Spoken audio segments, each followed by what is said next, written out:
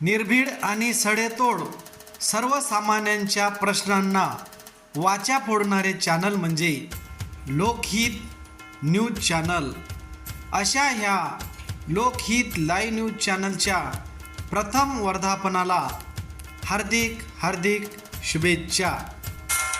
शुभेच्छुक उमरखेड महागाव विधानसभेचे काँग्रेसचे इच्छुक उमेदवार सामाजिक कार्यकर्ते रामरावजी गायकवाड. नमस्कार, मी रामराव लक्ष्मणराव गायकवाड, माजी जिल्हा परिषद सदस्य यवतमाळ तथा रास्तभाव दुकानदार संघटना जिल्हा उपाध्यक्ष यवतमाळ आणि तालुका काँग्रेस कमिटीचा अनुसूचित जाती विभाग अध्यक्ष. त्याचप्रमाणे या उमरखेड परिसरातील सामाजिक कार्यकर्ता. मित्रहो, आपल्या विभागातील लोकहित लाईव्ह न्यूज चॅनल या न्यूज चॅनलचा 6 तारखेला प्रथम वर्धापन दिवस आहे. त्यानिमित्ताने या लोकहित लाईव्ह न्यूज चॅनलचं मी आभार व्यक्त करतो आणि त्यांना शुभेच्छा देतो. हे लोकहित चॅनल जे आहे ते चॅनल सामान्य माणसाचा आवाज बुलंद करण्यासाठी काम करत आहे. त्याचप्रमाणे गोरगरिबांचे प्रश्न प्रामुख्याने मांडून त्यांना न्याय देण्याचा प्रयत्न सातत्याने करतोय. त्यामुळं त्यांना मी पहिल्या वर्धापन दिनाच्या लाख शुभेच्छा देतो. असंच काम त्यांच्या हातून चांगलं व्हावं. आणि त्याचप्रमाणे माझा एक त्यांना विनंती आहे माझी की या होऊ घातलेल्या विधानसभा निवडणुकीमध्ये काँग्रेस पक्षाकडून मी उमेदवारी मागणी करत आहो.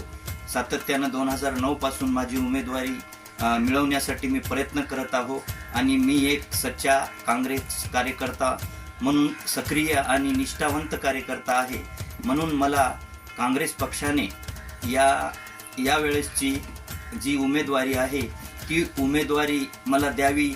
मला ही उमेदवारी मिळवून देण्यासाठी लोकहित न्यूज चॅनलने प्रयत्न करावा अशी या वर्धापन दिनानिमित्त माझी या लोकहित चॅनलला प्रतिनिधीला आणि यांना विनंती आहे की यांनी हा माझा प्रश्न उचलून धरावा आणि स्थानिकच्या उमेदवारालाच या ठिकाणी प्राधान्य देण्यासाठी यांनी चॅनलच्या माध्यमातून प्रयत्न करावा व जनतेमध्ये ही माहिती प्रसारित करावी अशी मी या चॅनलच्या माध्यमातून आपल्या सर्वांना विनंती करतो आणि संपादकांना सुद्धा विनंती करतो की हा प्रश्न पुढे रेटावा आणि या सर्वसामान्याला न्याय मिळवून देण्यासाठी, गोरगरिबाला न्याय मिळवून देण्यासाठी, या बंदी भागातले प्रश्न मार्गी लावण्यासाठी व सुशिक्षित बेरोजगाराला काम धंदा आणून देण्यासाठी, काम लावण्यासाठी मी सातत्यानं प्रयत्नशील राहील.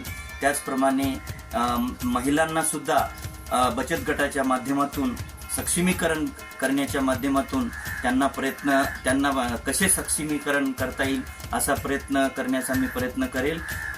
या निमित्तानं मी या चॅनलला शुभेच्छा देतो आणि या ठिकाणी थांबतो. सर्वांना जय भीम, जय बुद्ध, जय नमस्कार.